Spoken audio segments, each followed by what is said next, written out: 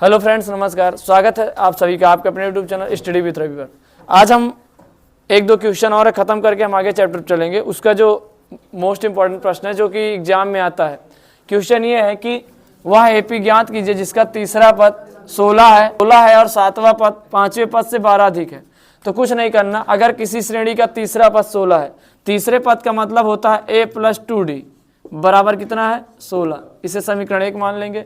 दिया है सातवां पद पांचवें पद से 12 अधिक है। अगर ये नहीं समझ में आ रहा कैसे हो रहा है तो आप जाके प्रीवियस क्लासेस देख लीजिएगा। a + 2d बराबर 16, ये तो पहले समीकरण हो गया। सातवां पद पांचवें पद से 12 अधिक है, सातवां पद पांचवें पद से, तो सातवां पद क्या होता है a + 6d बराबर पांचवा पद होगा a + 4d से कितना ज़्यादा है 12। तो ये समीकरण 2 हो गया। तो इसे सॉल्व करेंगे तो a से कैंसिल आउट हो जाएगा, नहीं तो पक्षांतर कर देंगे। a इधर आएगा तो माइनस हो जाएगा, इधर है +6d, ये 4d इधर आएगा तो क्या होगा -4d बराबर कितना है 12। तो a से कैंसिल हो जाएगा क्योंकि प्लस माइनस बराबर है। 6d बराबर 6 में 4d सब्ट्रैक्ट करेंगे तो 2d बराबर 12। तो d की वैल्यू कितनी आ गई 12/2, यानी d बराबर 6। केवल कितना है 6। अब उसके बाद पूछा क्या है, समांतर श्रेणी बताना है आपको। तो d आ गया, a पूछ लेंगे। a निकालने के लिए d का मान समीकरण 1 में रखने पर, जब 1 में रखेंगे तो a + 2d बराबर 16। जिस तरीके से यहाँ d का मान 6 आया है, d को उठा के इस पे रख देंगे। तो a + 2 × d का मान 6 बराबर 16। तो a 6 दूनी 12 बराबर 16।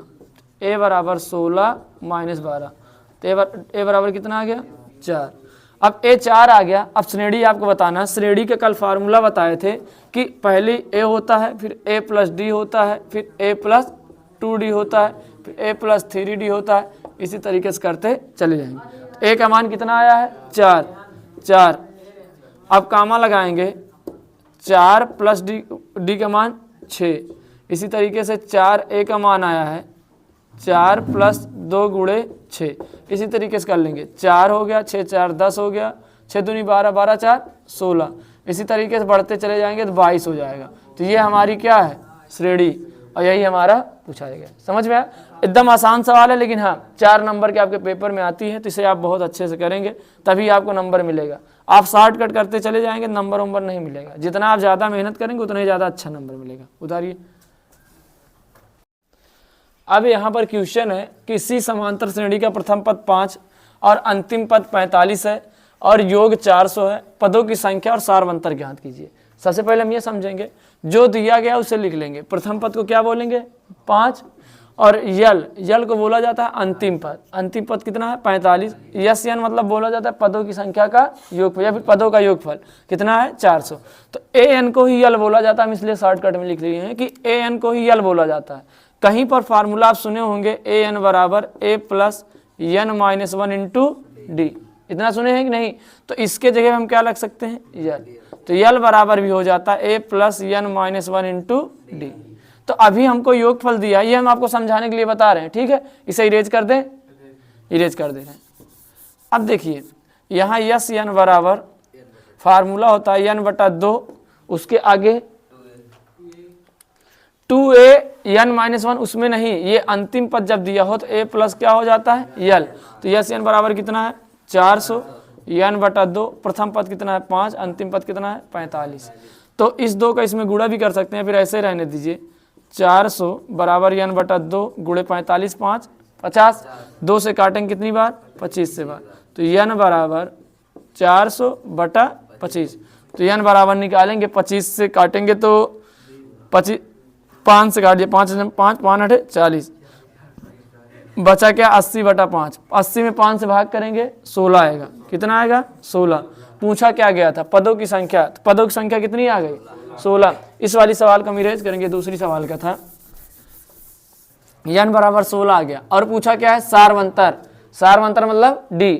तो इस वाले फार्मूला में रख लेंगे a n बराबर a + n - 1 × d। और इसका पूरे इसका a n को क्या बोला जाता है यल। तो यल बराबर a + n - 1 × d। यल दिया गया है कितना 45। a कितना निकल आया नहीं, a 5 दिया है, एन कितना निकला है 16 माइनस 1 गुणे डी। 45 5 इधर लाएंगे, 45 माइनस 5, 16 में से 1 गया 15 गुणे डी। 45 5 घटाएंगे कितना आएगा 40, 40 बराबर 15 डी, डी बराबर 40 बटा 15। तो काटेंगे 5 8 40, पंत यहीं 15, यानी 8 बटा 3 इतना आया। ये आपका क्या है सार्वंतर, इसे ही बोला जाता है सार्वंतर डी।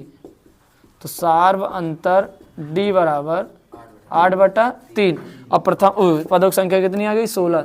तो इस तरीके के प्रश्न को आपको बहुत ही केयरफुल से ध्यान देना है, क्योंकि बच्चे जो होते हैं ऊपर पढ़ते हैं, यानी पदों का योगफल, पदों की संख्या यही लगाते हैं, ये अंतिम पद नहीं पढ़ाया जाए। जैसे आप कभी भी पढ़े होगे श्रेणी में, कुछ भी श्रेणी है डाट में एन लास्ट में होगा, जो लास्ट में एन होता है उसे ही क्या बोला जाता है यल, मतलब जहाँ जहाँ एन होगा वहाँ आप क्या रख सकते हो यल। तो एन पदों की अंतिम संख्या होती है श्रेणी की, यल भी श्रेणी की अंतिम पद होता है। समझ में आया? तो इस तरीके के प्रश्न को आपको बहुत ध्यान से देखना। कल बड़ी बड़ी सवाल त्रिकोणमिति की प्रैक्टिस करवा खत्म कर देंगे इसे, ठीक है? उतारिए। और हाँ, वीडियो पसंद आया तो वीडियो को लाइक, चैनल सब्सक्राइब और कमेंट करके जरूर जाइए, क्योंकि अगर आप सब्सक्राइब करे रहेंगे तभी आप तक नोटिफिकेशन पहुंचेगा, ठीक है? उतारिए।